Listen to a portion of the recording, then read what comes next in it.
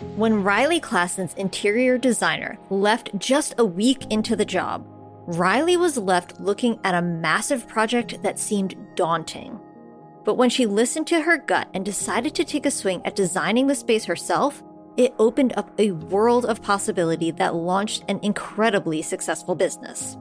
So I bought some business cards. I didn't have a website. I obviously had nothing, but I put some business cards out on the table. And that at that point was like, well, if these things are gone at the end of the day, then maybe I'm doing something cool. Maybe someone will hire me. That's how it started. Raili would be the first to tell you that she didn't expect to wind up as one of the most successful interior designers in California. She just knew two things. She loved design and she needed to make a living. She followed that inclination and founded Raili CA Design. What happened next, and how did Raili learn to go from being not just a designer, but an entrepreneur, a business owner, and a leader? Find out on this episode of The Journey.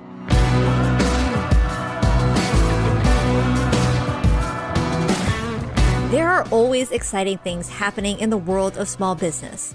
The news that grabs the headlines, though, are always the highlights. The overnight successes, the billion-dollar IPOs, the massive exits. But just like your Instagram feed, that's never the whole story. Let's look deeper than the headlines and press photos. Underneath all of that is the real work of building something valuable and lasting. Don't get me wrong, I love crazy success stories and can be drawn in by those big flashy tales just as much as the next person.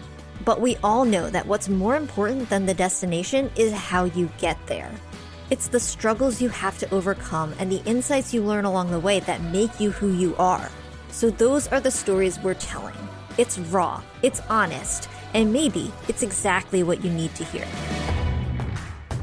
I'm Hillary Georgie, and this is The Journey. So, anyone who owns a small business knows what the difference between surviving and thriving feels like. And obviously, we all aim to thrive.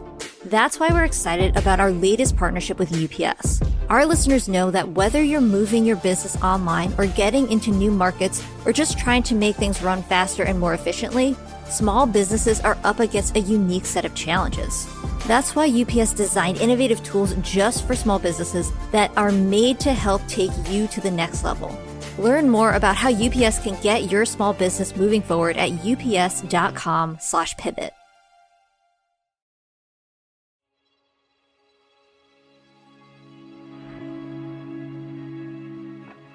Growing up, Raili didn't have huge expectations for herself, but she knew she wanted to see the world. After throwing out her original childhood plan, which was to marry a truck driver, obviously, Raili found another way to travel. She became a flight attendant. I was straight out of college, so we were young and dumb and broke. But the group of girls that I went to training with, we all would fly to Australia for like 3 days. But eventually, Raili got tired of the never-ending on-the-go lifestyle of being a flight attendant, and she longed for a day when she no longer had to deal with pre-made food and not always gracious passengers.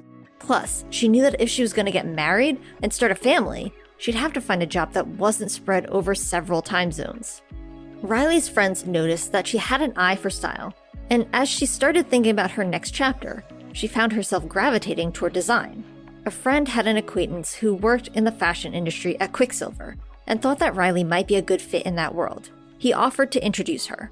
They thought I was a good fit for kicking off their new line, Roxy, and it just went nuts. So all of a sudden I was this salesperson that really didn't even know if they wanted sales, but it exploded. And so I became this salesperson of note in the industry. But even while she was killing the sales game and helming this brand as it skyrocketed, she never really felt like a salesperson. There was something about the industry that always interested her more: design. I did not want to hang out with salespeople. I wanted to go with the visual guy, the designers. I was tagging along with these people. After 7 years at Roxy, Raili knew she wanted to do something else. And she developed a keen eye for design that she was ready to use. She and a friend launched Alice Supply Co., a line of hip houseware products. That was Raili's first dip into the designing world, and it was a success. But eventually, she and her friend decided to sell, and Raili was left with time to plan a new venture. One day, a walk on her street in Newport Beach, California changed everything. Raili and her husband followed an open house sign, and even though it needed a lot of work, they both fell in love with the house being shown. They purchased the house, and Raili found a designer she liked, one she jived with, who could help make it into a home that they loved.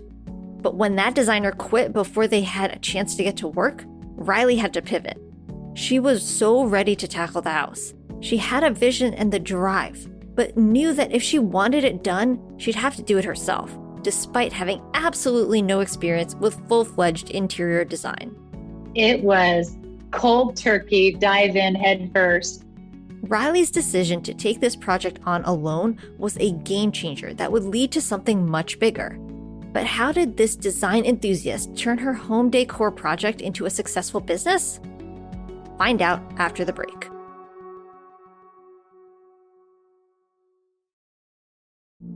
Today's podcast is sponsored by UPS. Look, if there's one thing that all small business owners know, it's that keeping customers waiting just doesn't work.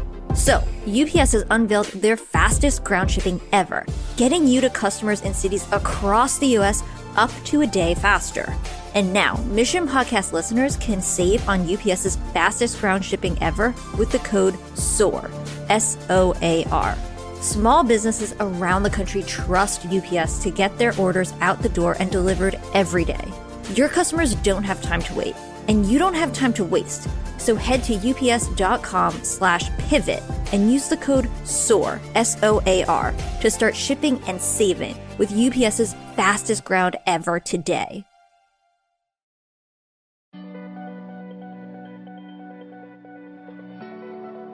So Raili had a house, some ideas, inspiration from magazines, and, well, not much else. She had to figure everything out on her own and make mistakes along the way. She was forging a design style out of nothing. It was before Pinterest, so it was magazines. It was my own brain. It was tearing things out. I would say probably mostly magazines. It was tear out, making some of those ideas.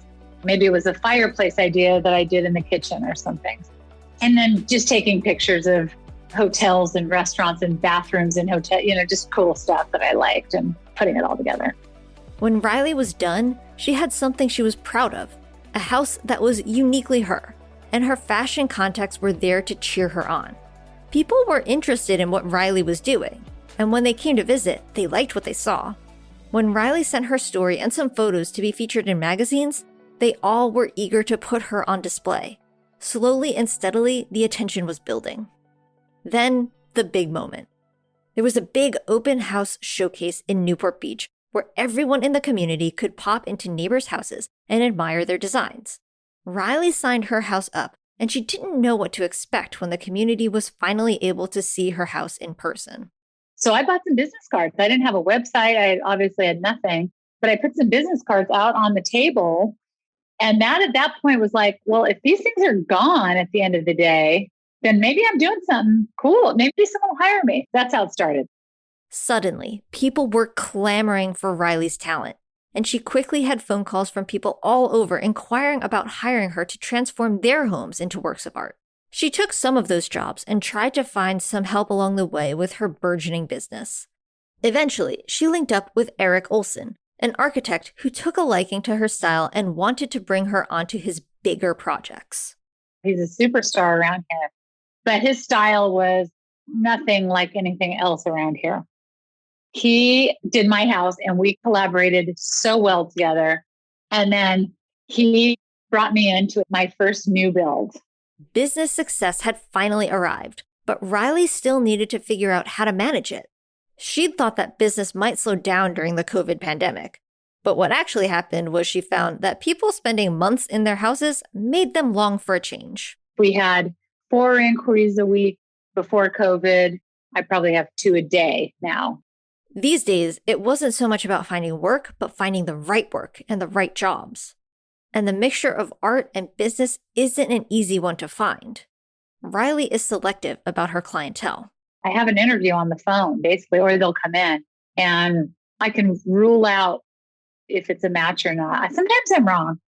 This is the best project, and halfway in, I'm like, ooh, I don't know if this was a match. And then those end up being my favorite. So judge of character, I would say I'm a 50-50. Project-wise, though, if they're coming to me and they like my style. While Raili is so thankful for the success, she did find it a struggle to adjust from a designer with a vision to an entrepreneur with a business to run. I don't love being a manager and a business owner.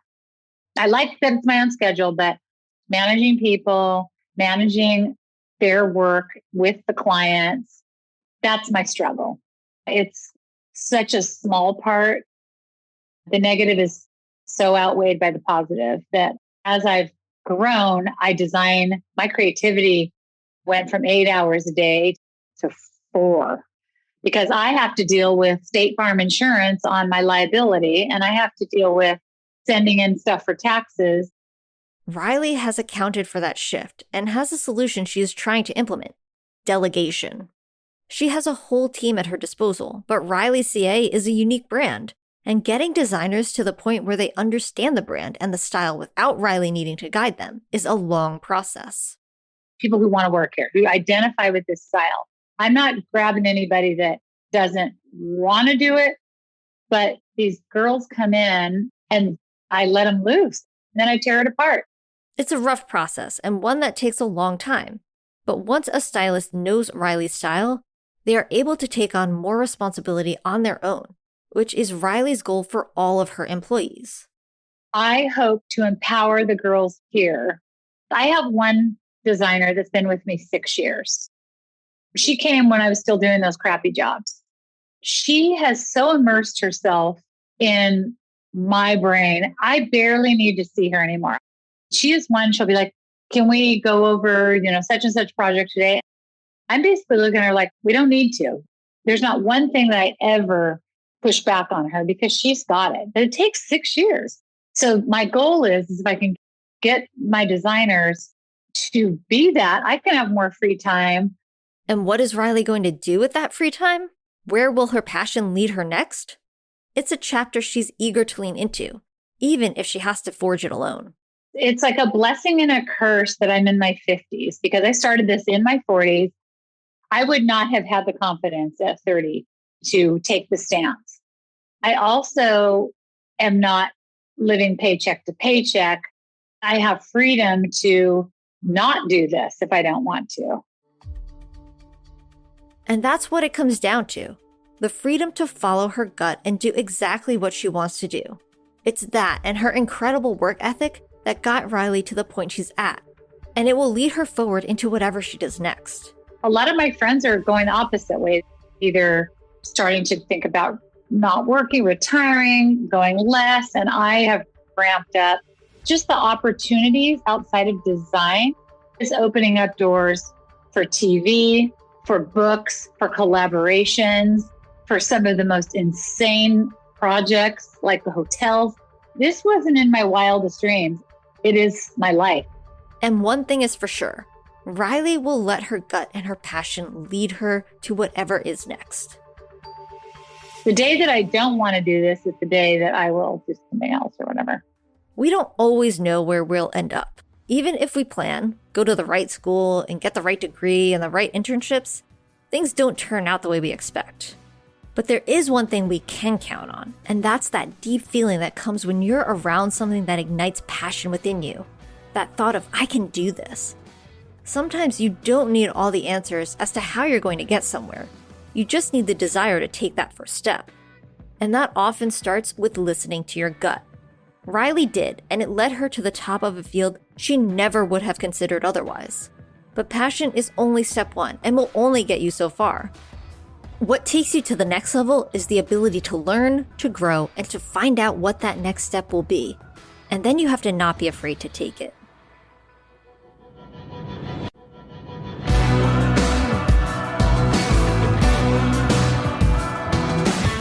The Journey is created by Mission.org and sponsored by UPS.